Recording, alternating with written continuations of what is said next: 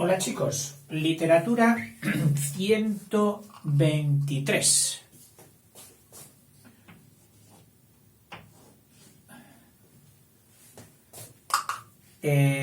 Nuestro amigo del realismo-naturalismo, más naturalismo que realismo, aunque ya veis que están íntimamente ligados. Se puede ser realista y en unos momentos en que exageras un poquito más la crudeza, pues pasas a naturalista. Y vas y vienes entrando entre ser exagerado y ser moderado, exagerado, moderado, realismo, naturalismo. Este chico, o este señor, digo chico porque me lo imagino ahora de niño, nace en Zamora, donde había sido desplazado su padre desde su tierra ancestral, Asturias, porque tanto su padre, su madre eran familias asturianas, pero al verse el nombrado gobernador de Zamora, se desplaza allí y allí nace nuestro amiguito Leopoldo, un niño muy metódico, muy seriecito, muy buen estudiante.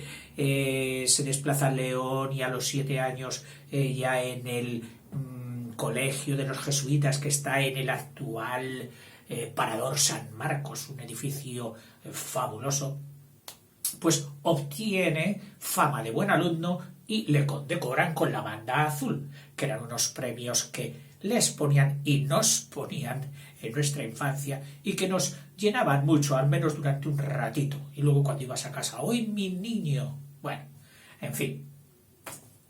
Este fue Leopoldo Alas. Leopoldo Alas, que todavía no se llamaba Clarín, que veremos de qué le viene ese seudónimo.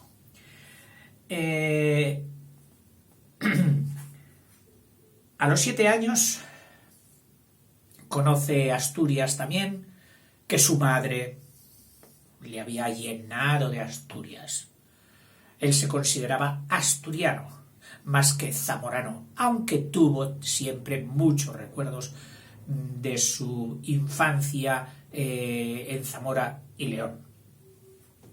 Allí, en la biblioteca familiar, esto coge 2 aficiones, con un poquito más de edad si quieres, 9, 10 años, Cervantes y Fray Luis de León.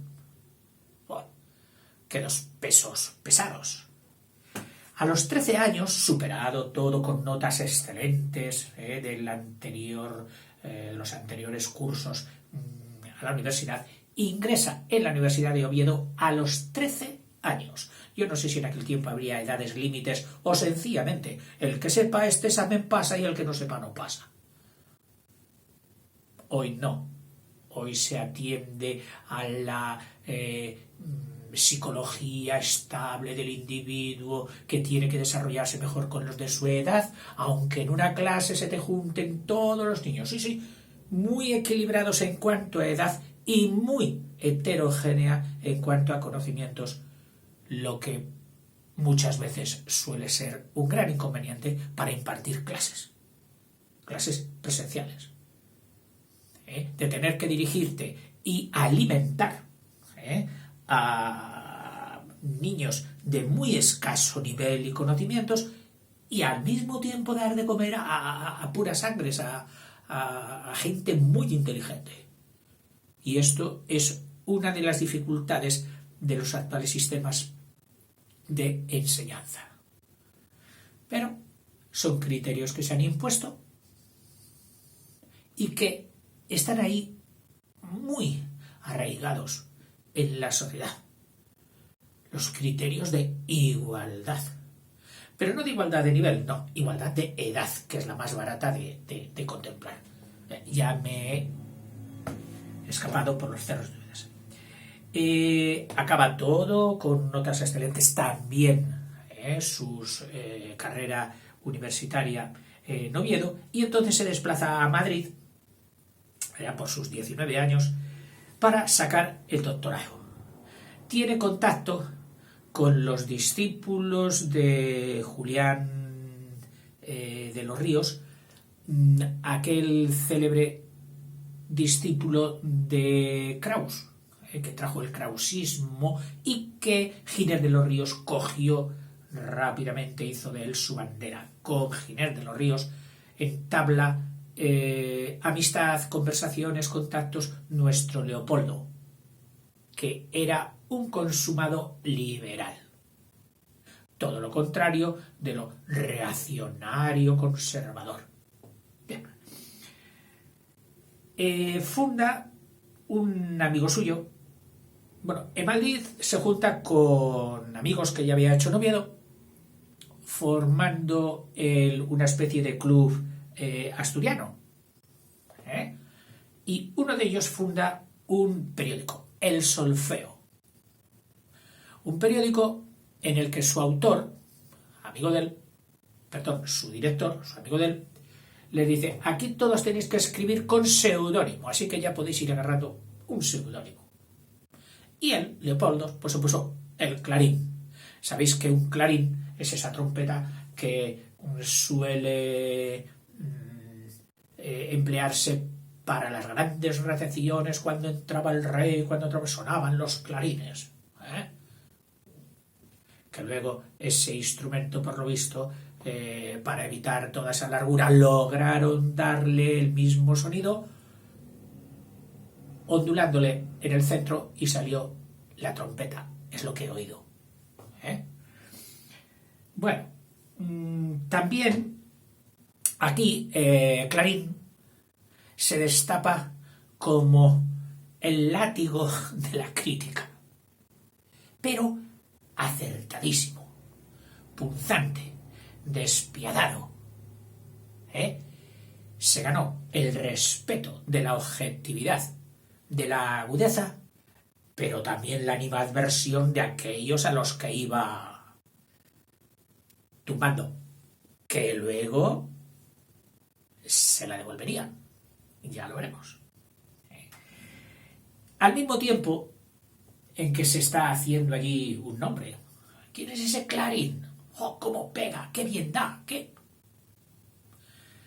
Desde Asturias le solicitan una colaboración en la revista de Asturias. Y entonces ahí inicia otro tipo de literatura, donde podemos destacar sus cuentos. Entre ellos, que luego citaremos algunos, está una colección de cuentos con el nombre de Pipá. Con el nombre de... vamos a ponerlos. Pipá. Y otro cuento muy bonito, melancólico, precioso, que yo he incluido en la serie de este canal, Cuentos y Leyendas. Me parece que es Leyendas y Cuentos, la serie LC. Ahí puedes encontrar el título de Adiós, Cordera. Y pongo Cordera con mayúscula porque era nombre propio, era el nombre de la vaquita que su protagonista, un niño, le había dado. Una vaquita que era todo su amor, su amiga, su alimento, todo, pero que en un momento de estrechez máxima de la familia, su padre se ve obligado a venderla. ¿A venderla para qué? Para carne. Es decir, para matarla en un matadero. Tragedia. Y lo cuenta divinamente. Mientras tanto, él va preparando sus oposiciones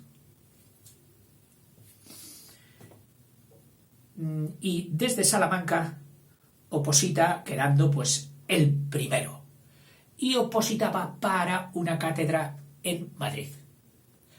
Pero mira tú por dónde, que el conde de Toreno, un pueblo de allá, de su tierra, León, Asturias, que a la saga era ministro de Instrucción, de Educación, tenía la potestad de merendar. Todos los nuevos catedráticos. Y entonces él, que había recibido palos en la revista del solfeo de este Clarín, le dice: a ti no te doy la cátedra. Era ley, podía hacerlo, lo hizo. Y en aquel momento, pues pasó el segundo de la oposición. Un hombre muy curioso, el señor Mantecón. En fin. Pero más adelante opta otra vez. Como los gobiernos eran supercambiantes, y más que se habían metido en aquel modelo de turnos, pum, pum, liberales, conservadores, liberales, pues todo cambia enseguida, y él pudo opositar rápidamente, a los pocos años, por la cátedra en Zaragoza. Y una vez obtenida en Zaragoza, pues consiguió su traslado para la cátedra de su amada Oviedo. Y desde allí ejerció de profesor, colaborando en revistas de Madrid, pero desde Oviedo.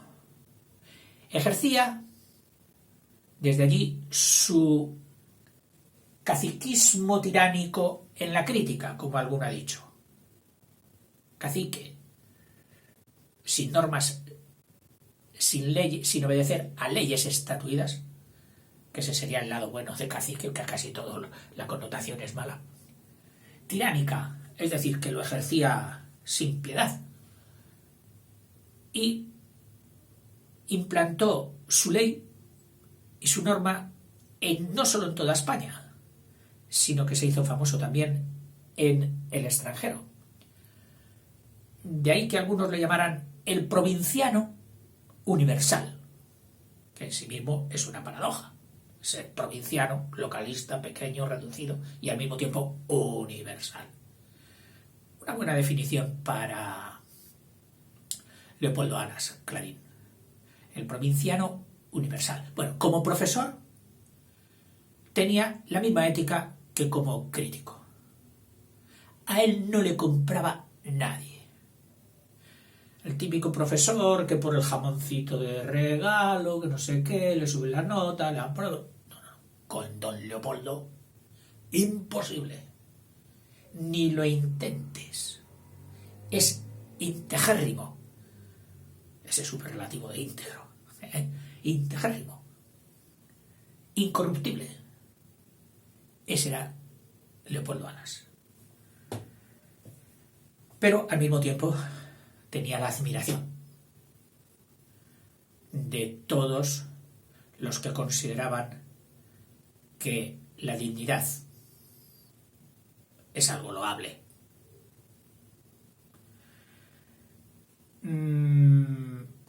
Y bueno, ya más adelante hace algún viaje a León, estaba tocado por una enfermedad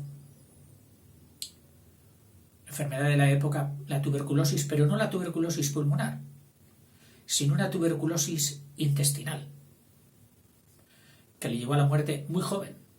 No llegó a cumplir los 50 años, se quedó en 49. Tuvo un entierro en olor de multitudes, como se suele decir, en el claustro de Oviedo, con los que últimamente se llevaba muy bien y a los que había alabado en público en artículos suyos, porque había habido una reforma, una reestructuración de la universidad que le agradaba. Y la universidad se volcó en Leopoldo Alas. Un gran ovetense, asturiano. Hoy Oviedo, alias Vetusta, que fue el nombre que él utilizó para esta ciudad, está íntimamente unido a Clarín. Oviedo, Clarín, Clarín, Oviedo, dio a esta ciudad relevancia universal con su obra. ¿Y a qué obra se está refiriendo usted? Pues me estoy refiriendo a su principal obra, que no escribe muchas, toda la vida pegando palos, ¿eh? Y dijo, bueno, pues ahora me lanzo yo y voy a escribir una obra. La Regenta. Una obra realista, naturalista, muy densa.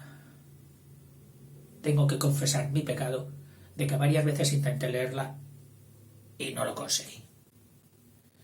Y es que hoy que he leído fragmentos que te voy a leer a continuación, me he dado cuenta de que para saborear la Regenta, primero tienes que saber bastante de Clarín, de todo el realismo, y además haber visitado Oviedo, porque cuando él te la describe, tú dices, es verdad, qué bien lo hace.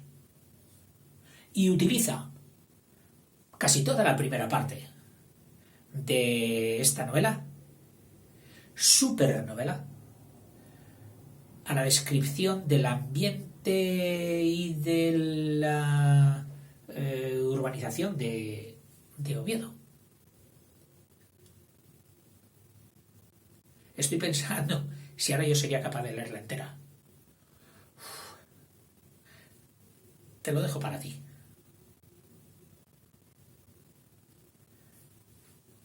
Ponte tranquilo, sin prisas, porque es densa. Es decir, no es de esas obras que tú lees una página entera y dices, ¡uy, qué bien! ¿Te has enterado? Sí, sí que me he enterado. No, aquí hay miga en cada párrafo. Cada párrafo hay que saborearlo, hay que digerirlo. No se puede digerir una página entera o un capítulo entero en bloque. Hay que ir digiriendo párrafo a párrafo. Comida densa. La Regenta. En fin, te leo ahora un poquito. Dice, como crítico se distingue por su terrible acritud. Agrio, es que este señor era limón. No iba con contemplaciones. ¡Clac! Y su fina intuición. Calaba enseguida los valores literarios donde los había y también la estulticia y la tontería donde la hubiera. Y era contumaz, implacable.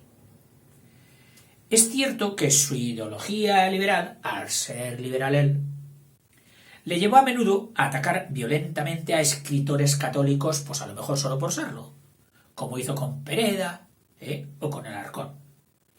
Y a prodigar elogios pues a sus amigos de ideología, como a Galdós o a Valera. No obstante, las notas esenciales de su labor como crítico son la independencia de los juicios, que ya lo he dicho, y la inteligente visión de la producción contemporánea, lo cual es algo muy difícil. Juzgar a tus contemporáneos sin que el tiempo te haya dado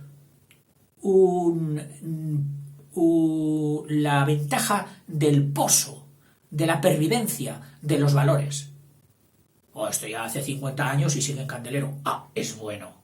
Y lo deduces porque ha pervivido. Pero hacerlo en vida, en el momento que sale del horno, decir si ese pan ya es bueno o no es bueno, si va a durar en los días siguientes o no va a durar en los días siguientes, eso implica un olfato muy especial.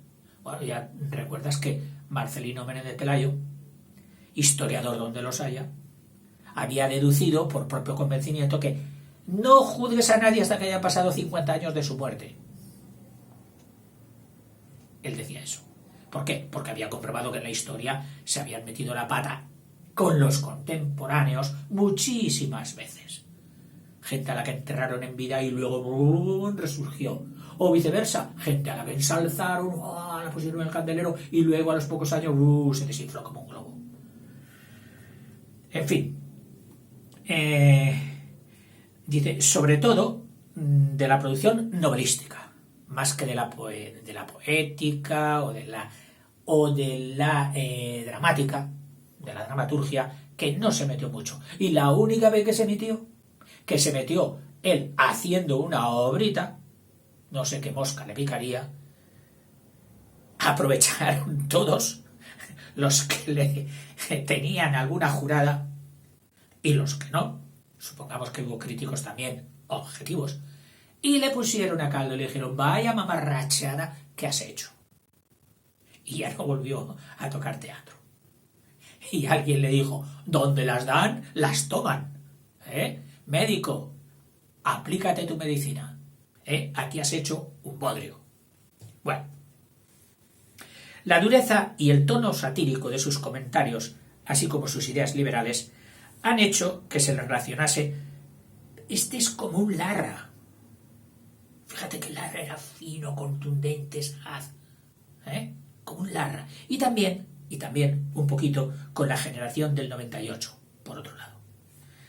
Escribió numerosos artículos de crítica. Sus artículos de crítica más famosos los llamó los solos. Y también otros que te acordarás más, porque con este nombre de paliques, aunque paliques no viene de palo, o si viene, que en este momento no sé yo la etimología, estar de palique es estar de cháchara. ¡Jo, qué palique tiene! Bla, bla, bla, bla, bla, bla. Es que tiene una verborrea, menudo palique que tiene. Entonces, los artículos de crítica que hizo, preferentemente solos y paliques. Y luego también escribió varios libros. Uno sobre Galdós, otro Apolo en Pafos, etc. Pero, además de La Regenta, el único libro que escribió novela larga fue esta. Su único hijo, que no me ha merecido ni las críticas tan elogiosas que ha recibido siempre La Regenta. Como novelista nos ha dejado 2 narraciones extensas y varios cuentos. La más importante de esas novelas es La Regenta, que la escribió en el 84, teniendo en cuenta que él había nacido en el 52, pues Clarín tenía 32 años cuando publica La Regenta. Una de las mejores novelas de la época, y hay quien dice de toda la literatura española, en las que algunos han percibido pues el influjo, cómo no, del mentor francés, de Zola, el naturalista. El tema son unos amores adultos. El ambiente, una ciudad provinciana, despectivamente hablando, llena de corrupción y de hipocresía. Y hasta la técnica, basada en la descripción detallista del realismo, revelan el contacto con el naturalismo francés, del que Clarín fue un defensor acérrimo. Aunque más tarde, igual que les pasó a Galdós, a la Pardo Bazán, etc., pues derivase en algo más suave. Dice, así ocurre en su novela Su único hijo, la segunda, donde la sátira contra la desintegración del romanticismo, cómo se desintegraba el romanticismo en el ambiente burgués, se lleva a cabo con una ironía cáustica, mordiente, que desemboca hasta en lo grotesco, en la caricatura, en lo hiperbólico, en la exageración. Entre sus cuentos destacan Pipá, que es el nombre de uno, pero que da nombre a todo un libro que lleva varios cuentos. El gallo de Sócrates, mira, te lo voy a poner también. El gallo de Sócrates. O Adiós Cordera, lleno de una emoción melancólica. En fin. En su última temporada, desde Barcelona le encargan, que fue donde publicaron La Regenta, desde Barcelona le encargan que traduzca a Zola, un buen encargo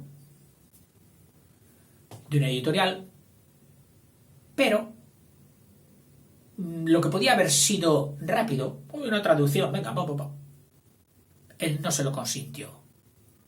Él tenía un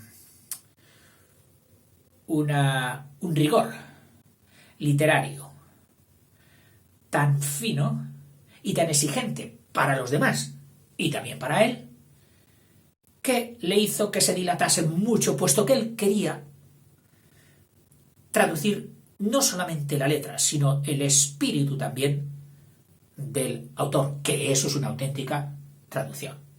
Y hacer una traducción así es prácticamente casi hacer otra obra literaria. Te voy a leer ahora los trozos que pone aquí de su famosa novela. Pero antes te digo sus principales personajes.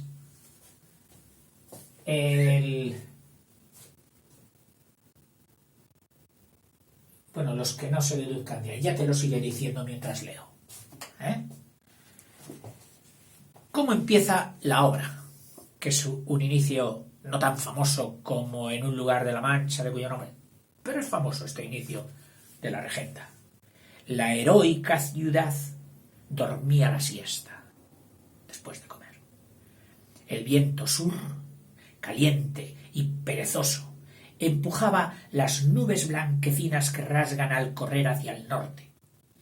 En las calles no había más ruido que el rumor estridente de los remolinos de polvo, trapos, pajas y papeles que iban de arroyo en arroyo, de acera en acera, de esquina en esquina, revolando y persiguiéndose como mariposas que se buscan y huyen y que el aire envuelve en sus pliegues invisibles.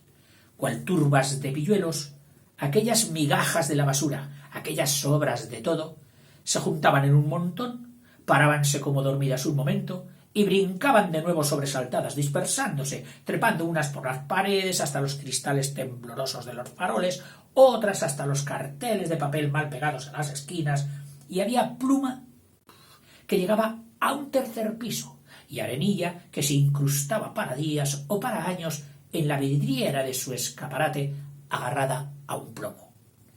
Vetusta, la muy noble y leal ciudad, ya sabemos que habla de Oviedo, corte en lejano siglo, tuvo rey, lejano siglo, hacía la digestión del cocido y la olla podrida.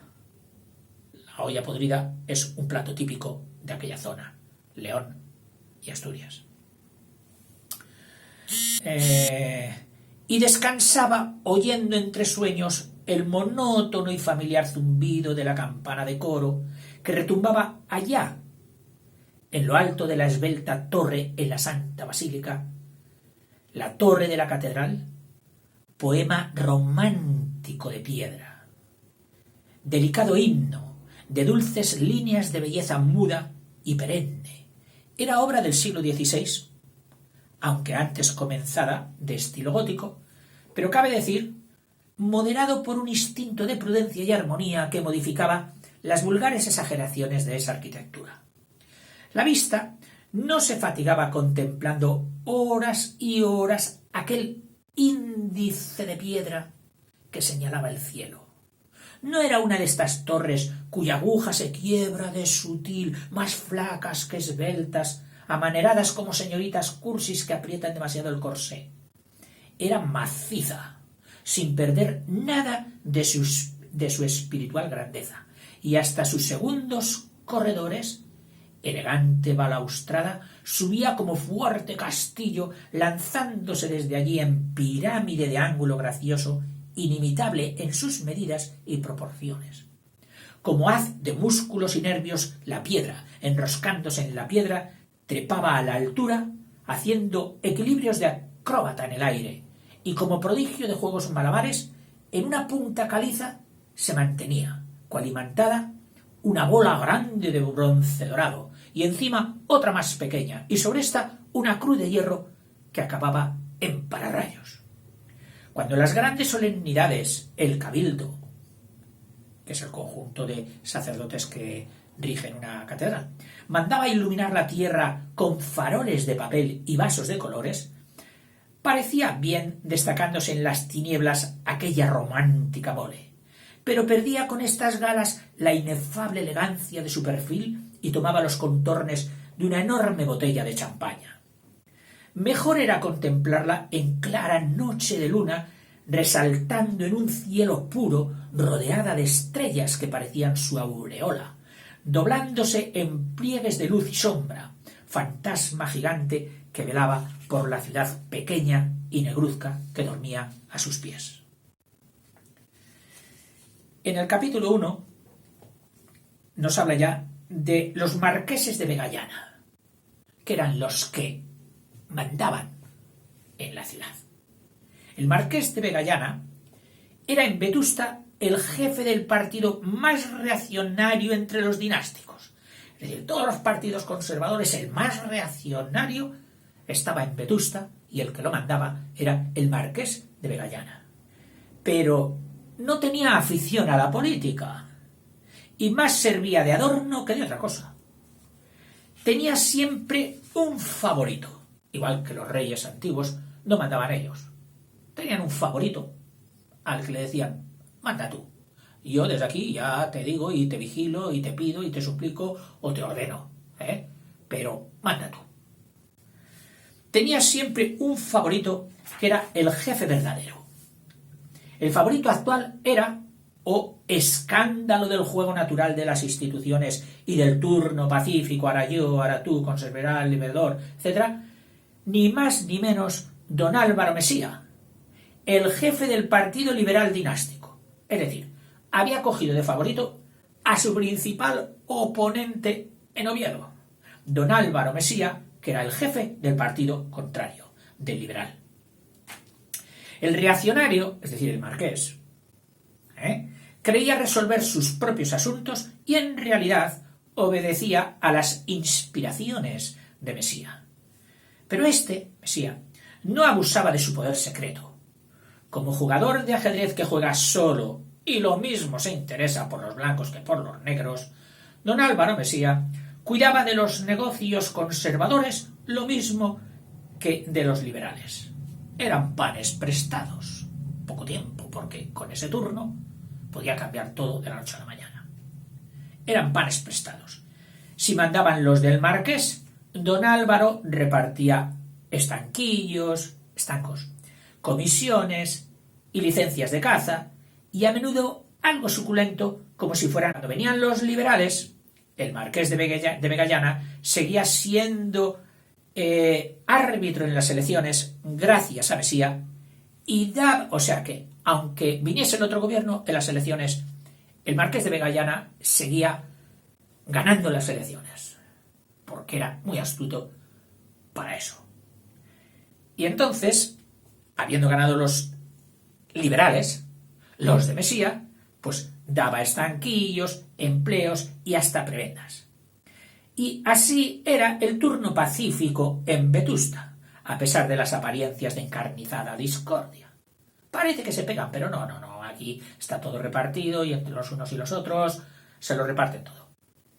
Y los los soldados de fila, como se llamaban ellos, se apaleaban allá en las aldeas, que se peguen allá. Pero aquí que estamos nosotros, que somos los que mandamos, tanto unos como otros, dice que los soldados que se peguen en las aldeas. Y los jefes se entendían. Eran uña y carne. Los más listos algo sospechaban, pero no se protestaba. Se procuraba sacar tajada doble, aprovechando el secreto. Los más, al salir de una junta del salón de antigüedades, solían exclamar: ¡qué cabeza la de este marqués! Nació para amaños electorales, para manejar pueblos. No, y los años no le rinden, siempre es el mismo. Y todo lo que alababan era obra del otro, de su favorito, de Mesía. Cuando éste quería castigar a alguno de los suyos, le ponía enfrente de un candidato reaccionario a quien había de dejar el triunfo. El marqués agradecía a don Álvaro su abnegación y le pagaba diciéndole, por ejemplo, Oiga usted, mi correligionario fulano quiere tal cosa, pero a mí me carga ese hombre. Haga usted que triunfe el pretendiente liberal. Y entonces Mesía premiaba los servicios de algún servidor fidelísimo. La marquesa de Vegallana, tenía a su esposo por un grandísimo majadero, condición que ella creía casi universal en los maridos. Vaya hombre. Ella sí que era liberal, muy devota, pero muy liberal, porque lo uno no quitaba lo otro. Su devoción consistía en presidir muchas cofradías, pedir limosna con gran descaro a la puerta de las iglesias, azotando la bandeja con una moneda de 5 duros, regalar platos de dulce a los canónigos, convidarles a comer, mandar capones al obispo y fruta a las monjas para que hicieran conservas. La libertad, según esta señora, se refería principalmente al 6º mandamiento. Ella no había sido ni mala ni buena, sino como todas las que no son completamente malas. Pero tenía la virtud de la más amplia tolerancia. Opinaba que lo único bueno que la aristocracia de ahora podía hacer era divertirse. No podía imitar las virtudes de la nobleza de otros tiempos, pues que imitara sus vicios. La excelentísima señora doña Rufina de Robledo, marquesa de Vegallana, se levantaba a las 12, almorzaba y hasta la hora de comer leía novelas o hacía crochet sentada o echada en algún mueble del gabinete. La gran chimenea tenía lumbre desde octubre hasta mayo. De noche iba al teatro doña Rufina siempre que había función, aunque nevase o cayeran rayos. Para eso tenía carruajes. Si no había teatro, y eso era muy frecuente en Vetusta, se quedaba en su gabinete, donde recibía entonces a los amigos y amigas que quisieran hablar de sus cosas, mientras ella leía periódicos satíricos con caricaturas, revistas y novelas. Es decir, ni les hacía caso. Doña Rufina demostraba un gran conocimiento del mundo y un buen tono respecto de la virtud. Para ella no había más pecado mortal que la hipocresía, y llamaban hipócritas a todos los que no dejaban traslucir aficiones eróticas que podían no tener. O sea, al que no dejaba traslucir sus inclinaciones eróticas, le decía, eso es un hipócrita, porque seguro que las tiene. Pero esto no lo admitía ella. Cuando alguno salía garante de una virtud, defendiendo la honestidad, la dignidad, la pulcritud, la marquesa, sin separar los ojos de sus caricaturas, de sus libros y periódicos, movía la cabeza de un lado a otro y murmuraba entre dientes postizos como si rumiase negociaciones. A veces pronunciaba claramente, a mí con esas, yo soy tambor de marina. Tambor de marina. Capítulo 8. Don Álvaro Mesía, el liberal, el favorito del marqués de Vegallana, el que cocía los pucheros e hilaba los tejidos en Oviedo, pretende a una jovencita casada, esposa de un casi anciano que había sido regente de la audiencia, es decir, el que mandaba en los tribunales de Oviedo. Entonces a ella, a esta esposa joven y guapísima, la llamaban en Oviedo la regenta, por ser la esposa del regente. Bueno, pues don Álvaro Mesía quiere engatusar, quiere enamorar a Ana, la regenta. Y ahora están en el teatro en una representación de don Juan Tenorio, de Zorrilla. Aunque ya habían pasado unos años, pero don Juan Tenorio todavía se seguía reponiendo. Ha tenido la gracia de seguirse reponiendo siempre. Ha resistido el paso del tiempo y año tras año don Juan Tenorio cae en los teatros españoles. Pues eso pasaba allí. Ana, estando en el palco, sentada al lado de don Álvaro Mesía, sin dar tiempo a don Álvaro para buscar buena embocadura a la conversación, dejó caer sobre la prosaica imaginación del petimetre el chorro abundante de poesía que había vivido en el poema gallardo, fresco, exuberante de hermosura y de color del maestro Zorrilla.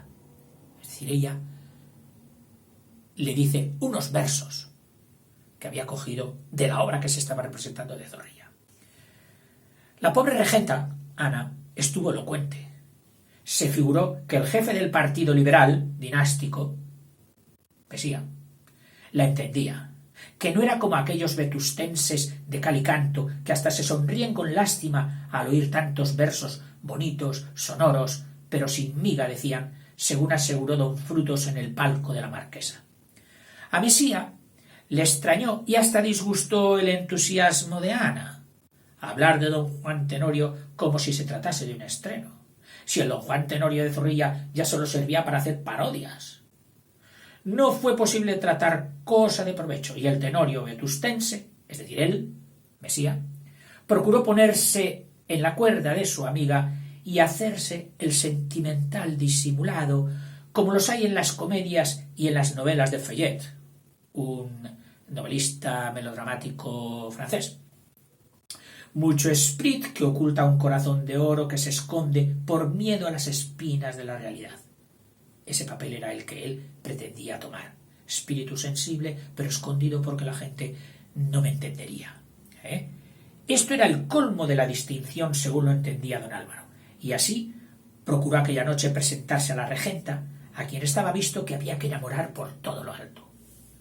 Ana, que se dejaba devorar por los ojos grises del seductor y le enseñaba sin pestañear los suyos dulces y apasionados, no pudo en su exaltación notar el amaneramiento, el disimulo de Mesía, la falsedad del idealismo copiado de su interlocutor. Apenas le oía, hablaba ella sin cesar. Creía que lo que estaba diciendo él coincidía con las propias ideas. Este espejismo del entusiasmo vidente que suele aparecer en tales casos fue lo que valió a don Álvaro aquella noche. También le sirvió mucho su hermosura varonil y noble, ayudada por la expresión de su pasioncilla, en aquel momento irritada. Además, el rostro del buen mozo, sobre ser correcto, tenía una expresión espiritual y melancólica, que era puramente de apariencia, combinación de líneas y sombras, algo también las huellas de una vida malgastada en el vicio y el amor. Cuando comenzó el cuarto acto, Ana puso un dedo en la boca y sonriendo a don Álvaro le dijo: «Habrá silencio. Bastante hemos charlado. Déjeme usted oír». Don Álvaro permaneció junto a la regenta. Ella le dejaba ver el cuello vigoroso y mórbido, blanco y tentador, con su vello negro algo rizado y el nacimiento provocador del moño que subía por la nuca arriba con graciosa tensión y convergencia del cabello. Dudaba don Álvaro si debía en aquella situación atreverse a acercarse un poco más de lo acostumbrado. Sentía en las rodillas el roce de la falda de Ana. Más abajo adivinaba su pie. Lo tocaba a veces un instante. Ella estaba aquella noche en punto de caramelo, frase simbólica en el pensamiento de Mesía. Y con todo no se atrevió, no se acercó ni más ni menos. Pero la buena señora se había sublimizado tanto, y como él, por no perderla de vista y por agradarla, se había hecho el romántico también, el espiritual, el místico, ¿quién diablos iba ahora a arriesgar un ataque personal y pedestre? Se había puesto aquello en una tesitura endemoniada. Y lo peor era que no había probabilidad de hacer entrar en mucho tiempo a la regenta por el aro. ¿Quién iba a decirle: «Bájese usted, amiga mía, que todo esto es volar por los espacios imaginarios»? Por estas consideraciones, que le estaban dando vergüenza, que le parecían ridículas al cabo, don Álvaro resistió el vehemente deseo de pisar un pie a la regenta o tocarle la pierna con sus rodillas. que era lo que estaba haciendo Paquito con Edelmira, su primita. En fin, y así sigue. Bueno, para Donald, que conste que, por supuesto, este solo es un esbozo de la figura de Leopoldo Alas y que hemos citado en muchos vídeos ya, porque claro, al hablar de literatura siempre contábamos con la opinión de este crítico impresionante pero fiero, un látigo de la crítica contemporánea española en aquel momento. Y nada más, chicos. Venga, hasta otro rato.